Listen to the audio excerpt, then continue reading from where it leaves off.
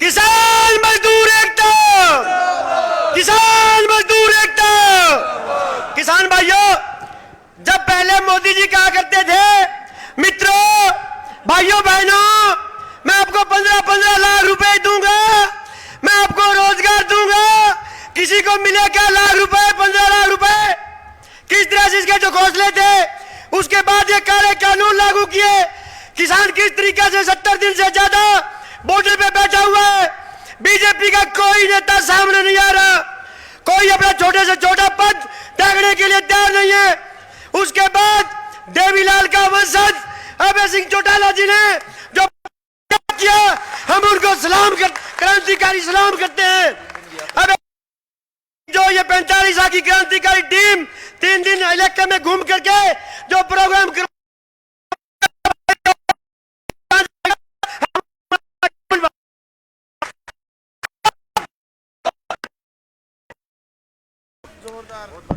मैं अब आमंत्रित करने जा रहा हूं उस महान योद्धा को, उस महान क्रांतिकारी को, जिन्होंने किसानों के हक के लिए अपना त्याग पत्र दे दिया। लेकिन उससे पूर्व मरु किसान महापंचायत के सभी साथी आए और उन्हें हल और पगड़ी देकर सभी सम्मानित करेंगे। अमनदीप गोदारा जी पहले आए, सम्मानित करें, पहले मंच पर आ जाए। नहीं, बाद में नहीं होता, पहले होता है यार, पहले होता है। जल्दी करो, जल्दी करो। चाहर वाला युवा क्लब भी आ जाए, उधर उधर चलो, अरे इधर दिखाओ, फोटोग्राफर।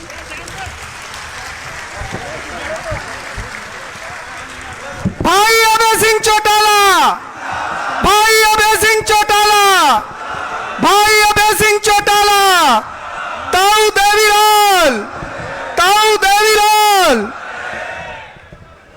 आराम से सीधा सीधा हो ले।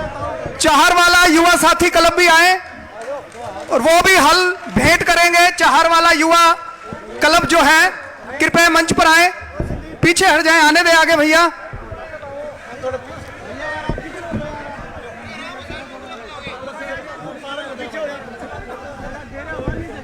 कृपया मंच को जरा नीचे उतर जाएं मंच से।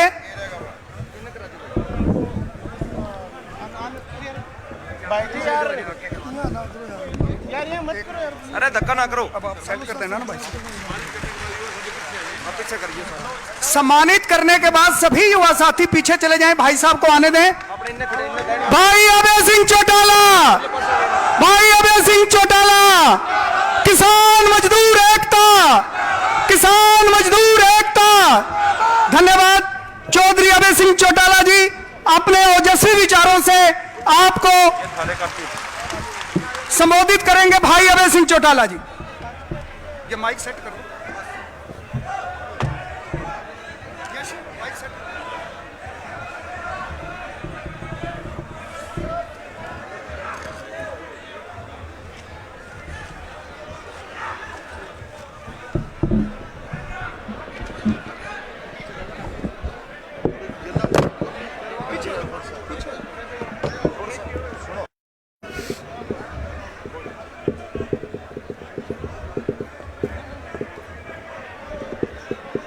आदर और सम्मान के योग मंच के ऊपर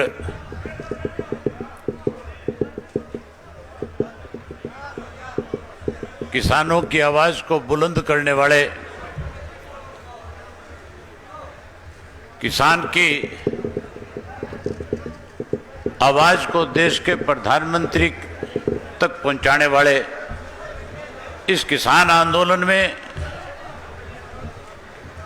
बड़ी भूमिका निभाने वाले मंच पे बैठे हुए सभी किसान साथियों, विशेष रूप से आप सबको आमंत्रित करने वाले युवा साथी भाई अमनदीप गोदारा जी, उनके साथी विनोद विढासरा जी, कुलदीप डिप्टी जी, सहदेव ढाका जी, भूपेंद्र सिंह कैरावाली जी, भूरा सिंवर जी, भरत सिंह नारायण खेड़ा जी, मोहित सिहाग जी, और आज इस किसान महापंचायत में आए हुए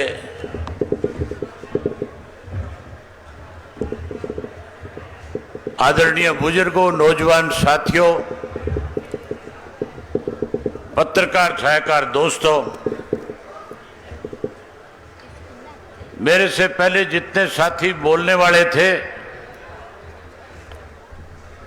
उन सब साथियों ने बहुत खुल करके आपके सामने बताया कि आज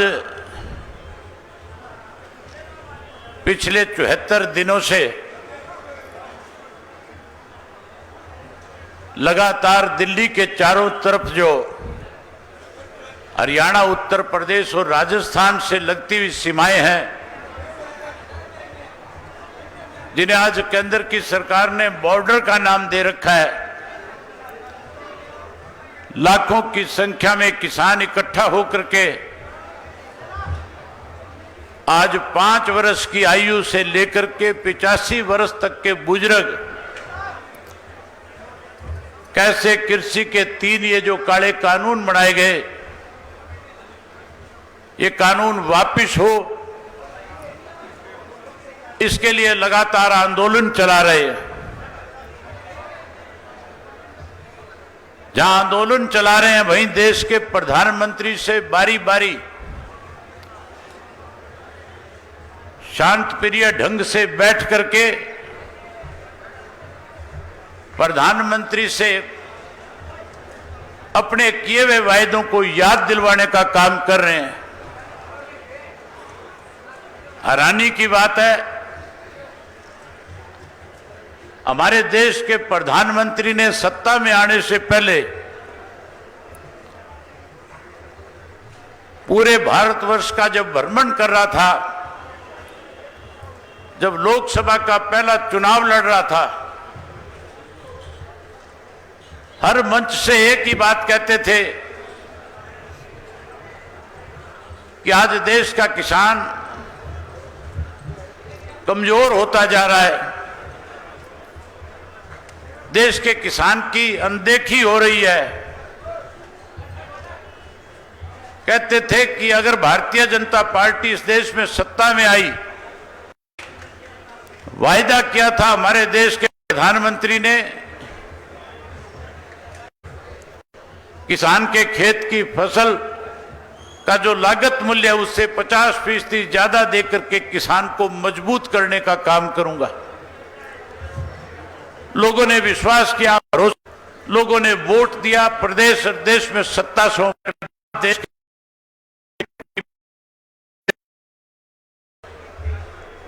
अपनी बात निभाने के लिए किसान कैसे परेशान हो,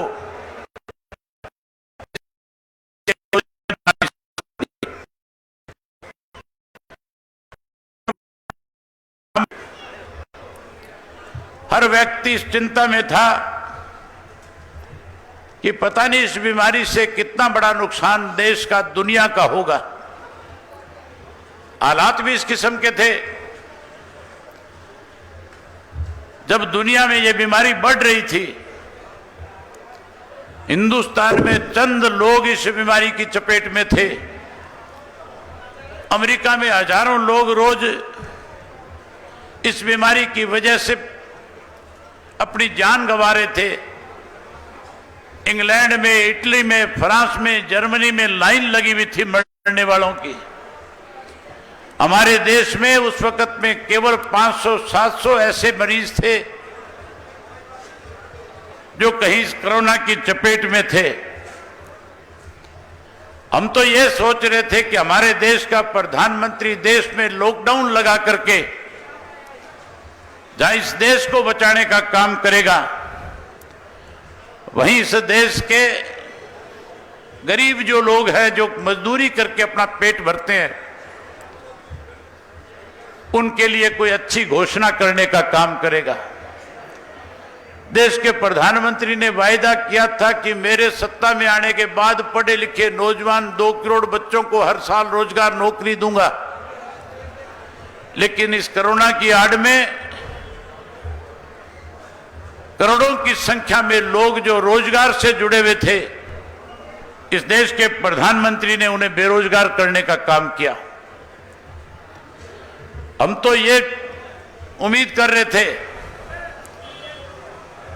कि देश का प्रधानमंत्री, जैसे अमेरिका के राष्ट्रपति, इंग्लैंड का प्रधानमंत्री अपने देश के नागरिकों को कैसे वो लोग इस महामारी से लड़ सके, कैसे वो लोग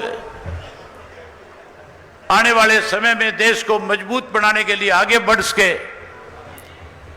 जहां वो उनको नगद पैसे दे करके उनका हौसला बढ़ा रहे थे, हमारा देश का प्रधानमंत्री देश कैसे गुलाम हो, इस देश को कैसे चंद लोगों के हाथों में गिरवी रखा जाए, इसके लिए साथियों योजनाएं बना रहा था।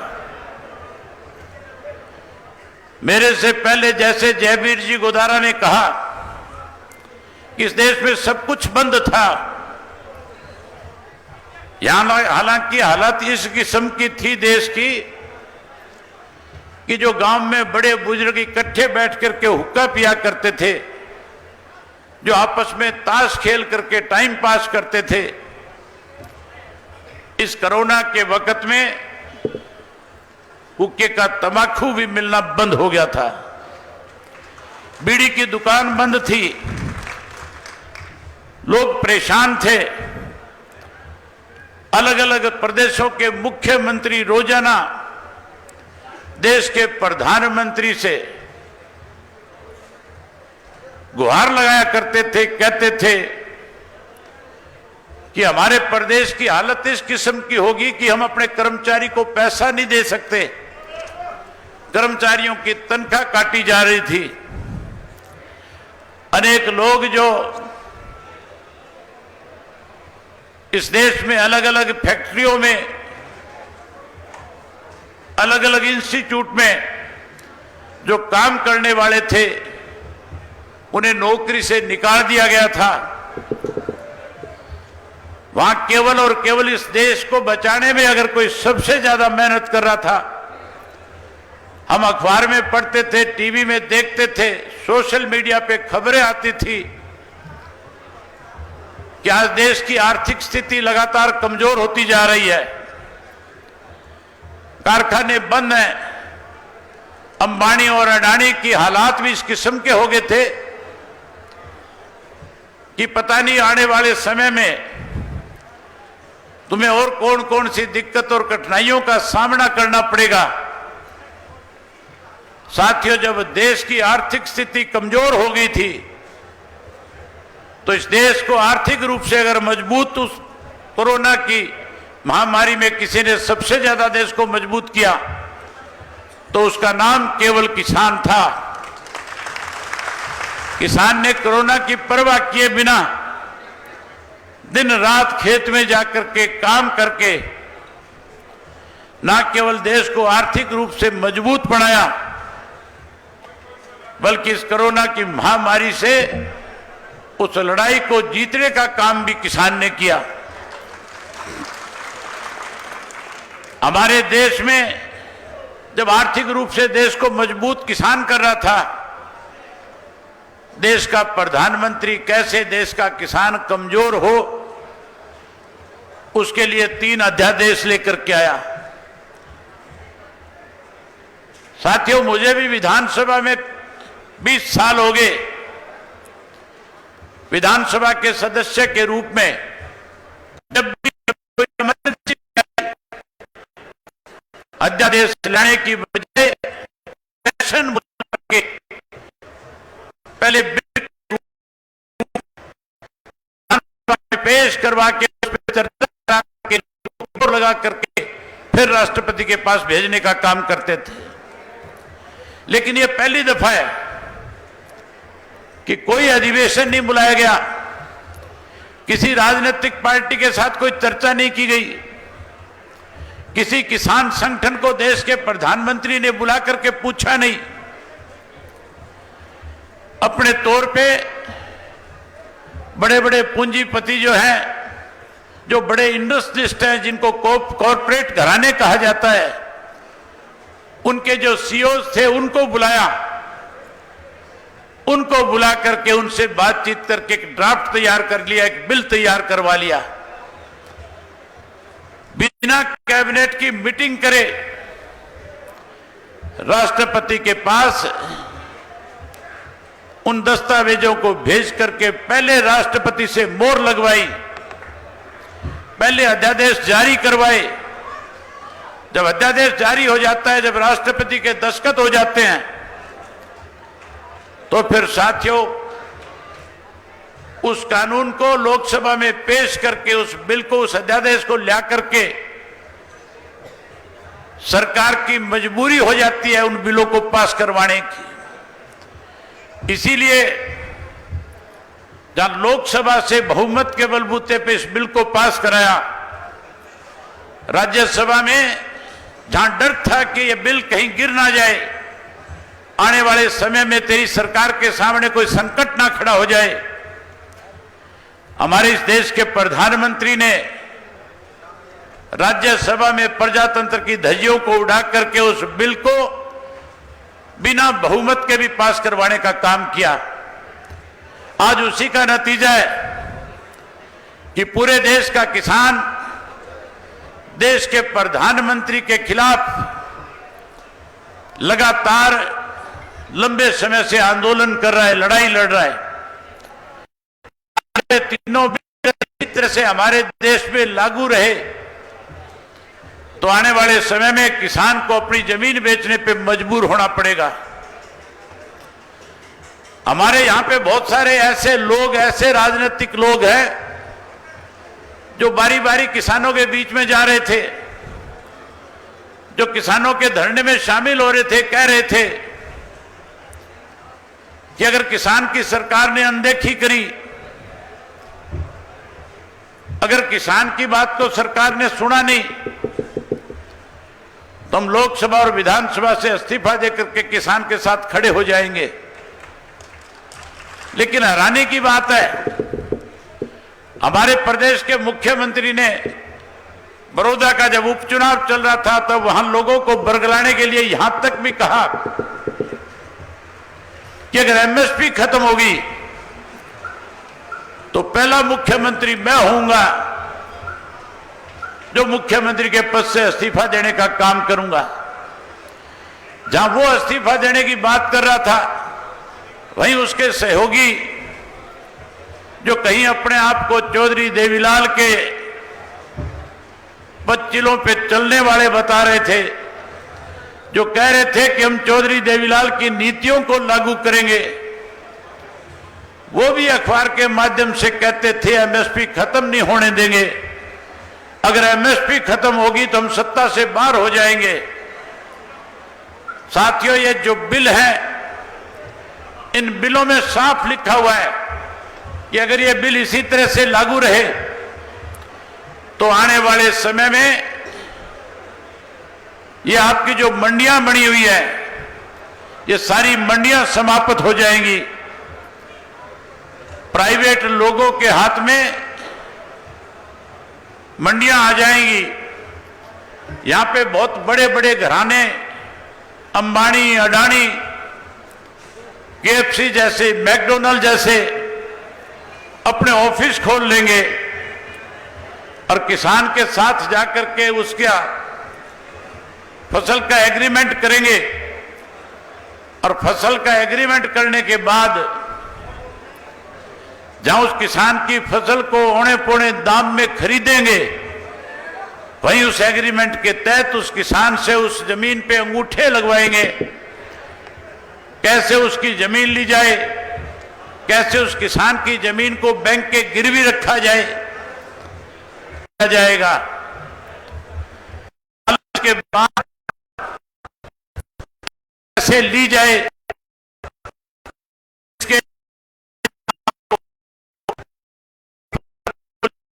करके कहीं यहां पे अपना भरोसा रखने का काम करेंगे। लेकिन उसके बाद जब अगली फसल होगी, आपको चेक देने की बजाय आपकी फसल उठा करके वो कंपनी ना केवल अपना दफ्तर बंद कर देगी, बल्कि किसान की जमीन को गिरवी रख करके किसान की जमीन को बेचने पे मजबूर कर देगी। इसलिए साथियों, आज आपसे निवेदन करने आया हूं, आपसे कहने आया हूं, आज का ये मंच कोई राजनीतिक मंच नहीं है। आज केवल और केवल कैसे किसानी को बचाया जाए, इसके लिए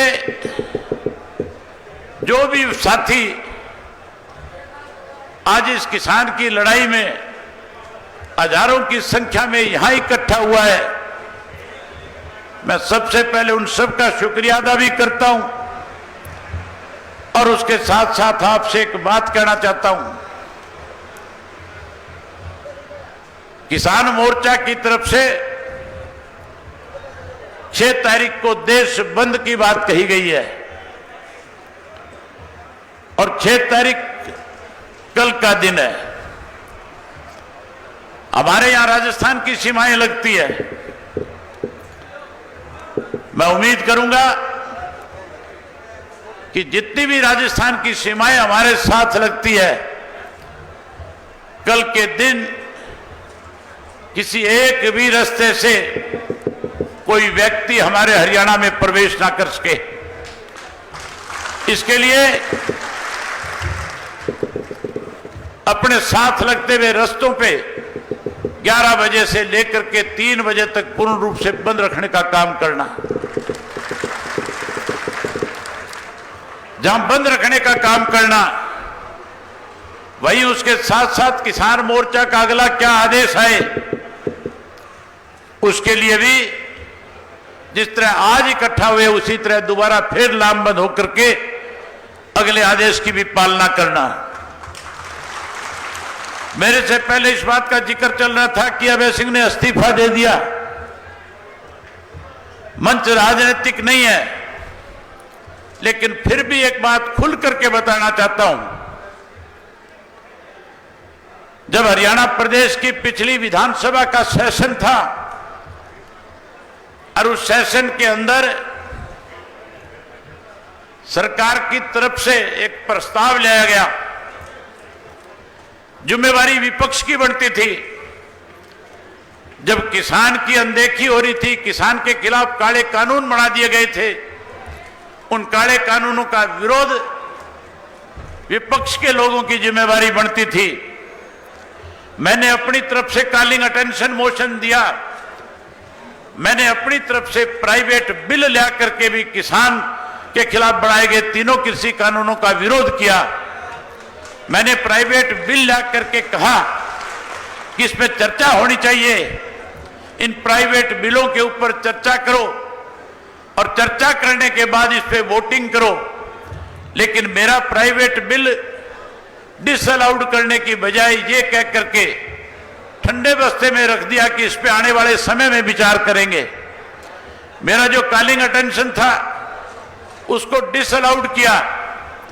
वहीं कांग्रेस की तरफ से जिम्मेवारी बनती थी कि सरकार के खिलाफ काम रोको प्रस्ताव लेकर के आते, सरकार के खिलाफ नो कॉन्फिडेंस मूव करते। जब मैंने इस बात को लेकर के विरोध किया तो प्रदेश के मुख्यमंत्री ने कहा कि हम अपनी तरफ से एक प्रस्ताव लेकर के आते हैं। मैंने मुख्यमंत्री से पूछा कि आप किस लिए प्रस्ताव लेकर के आ रहे हो? हम तो इस पे चर्चा चाहते हैं, आप कॉलिंग अटेंशन पे कराओ, जो मेरे प्राइवेट बिल है उन पे चर्चा कराओ। उन पे चर्चा कराने की बजाय सरकार की तरफ से प्रस्ताव आ गया। प्रस्ताव था उसके ऊपर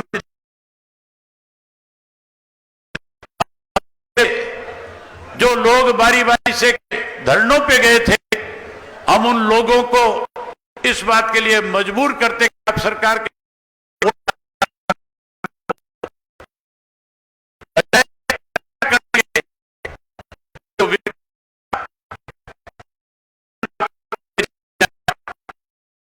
अगर विधान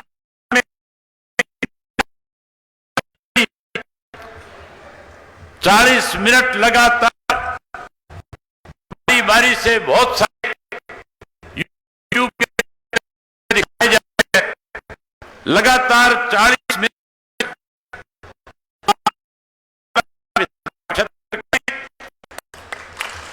40 मिनट तक जहां सरकार को घेर के रखा, वहीं सरकार के अंदर बैठे लोग जब इस बात का मजाक उड़ा रहे थे, जब मैंने कहा था कि कृषि के कानून वापस होने चाहिए, कुछ लोगों ने इस बात पे कहीं मजाक उड़ाने की कोशिश करी कि शायद अकेला है, इसको तुम कहीं दबा लोगे।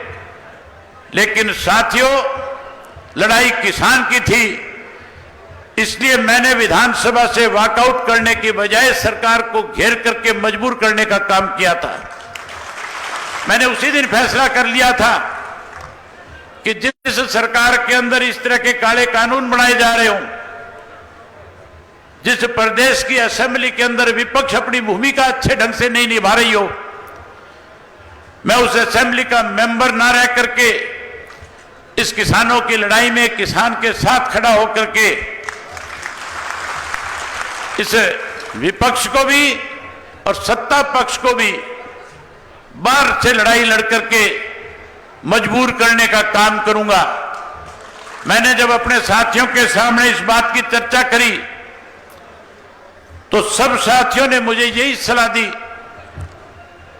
कि आपको विधानसभा से रिजाइन दे देना चाहिए। मैंने उनसे कहा, मेरे लिए विधायक का पद कोई मायने नहीं रखता, लेकिन मैं विधानसभा से इस्तीफा देने से पहले अपने इलाके के लोगों के पास जाऊंगा। मैं एक एक गांव में गया, एक एक गांव में जाकर के मैंने गांव के साथियों से पूछा, जिन्होंने मेरे ऊपर विश्वास व्यक्त किया था, जिन्होंने मुझे विधानसभा में चुन करके भेजा था। मैंने उनसे पूछा था कि बताओ क्या करना चाहिए। मुझे एक भी कोई ऐसा साथी नहीं मिला जिसने कहा हो कि आप इस पे विचार करो। सबकी एक ही आवाज थी कि इस किसान की लड़ाई में जो फैसला आप लोगे, हम आपके साथ होंगे। मैं आज आपका इस बात के लिए आभारी हूं। ना तो आपको किसी ने संदेश दिया, ना आज मेरा कोई कार्यक्रम था। मुझे 4 दिन पहले नौजवान बच्चों ने मिलकर के कहा था कि हम एक महापंचायत करना चाह रहे हैं, हम आपको उसमें आमंत्रित करते हैं। मैंने कहा, किसान के लिए चाहे मैं किसी भी अपने जरूरी काम में कितना भी व्यस्त हूं, जहां किसान की बात आएगी, मैं अपने काम को छोड़ करके किसानों के बीच में खड़ा होकर के उनकी ताकत बनने का काम करूंगा। जहां साथियों मैंने अपने हल्के के एक आदमी से पूछ करके ये फैसला लिया, वहीं आज उन लोगों के लिए बड़ी मुसीबत बन गया हूं जो लोग ये कहते थे कि अगर किसान हमें कहेगा तो हम विधानसभा से इस्तीफा दे देंगे। आज वो लोग कहीं ढूंढने पे भी नजर नहीं आ रहे। आज उनकी ऐसी हालत है कि वो अपने घर में भी जब जाते हैं तो सिक्योरिटी साथ लेकर के जाते हैं कि घर में कोई काम करने वाला ये ना पूछ ले कि तू लोगों से क्या कह करके आया था। आज साथियों, जिस किस्म से इस लड़ाई को लड़ने का काम किया जा रहा है, मैं आपसे उम्मीद करूंगा कि आप भी इस लड़ाई के अंदर जहां समय निकालेंगे, वहीं इस लड़ाई को आर्थिक रूप से भी करके इस मोदी की सरकार को, इसके अहंकार को खत्म करने का काम करोगे।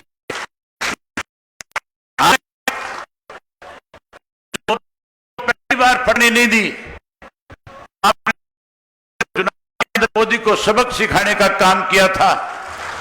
आप बहादुर लोग हो, आप इतनी बड़ी संख्या में इस आंदोलन को मजबूत कर दोगे कि एक बार फिर मोदी का अहंकार टूटेगा, किसान देश का जीतेगा और मोदी को 100% देश के किसान से माफी मांगनी होगी। इसके अंदर 45 के लोगों की बड़ी भूमिका होगी, मैं इस बात की उम्मीद रखता हूं।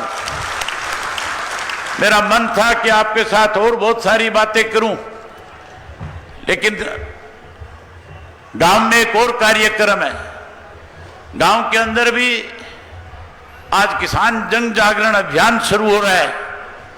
3 बजे मुझे वहां पहुंचना है, इसलिए आपसे माफी चाहूंगा और आपसे उम्मीद करूंगा कि इस आंदोलन में जहां आप इस संख्या में यहां इकट्ठे हुए, जरूरत पड़ी अगर दिल्ली जाना पड़ा तो भी एक एक साथी वहां पहुंचने का काम करेगा। दोनों हाथ खड़े करके इन प्रेस के लोगों से बता दो कि हम पीछे नहीं हटेंगे, हर हालत में इस लड़ाई को जीतने का काम करेंगे। आप सब ने मेरी बात सुनी, आप सबका बहुत धन्यवाद। जय हिंद, जय जवान, जय किसान।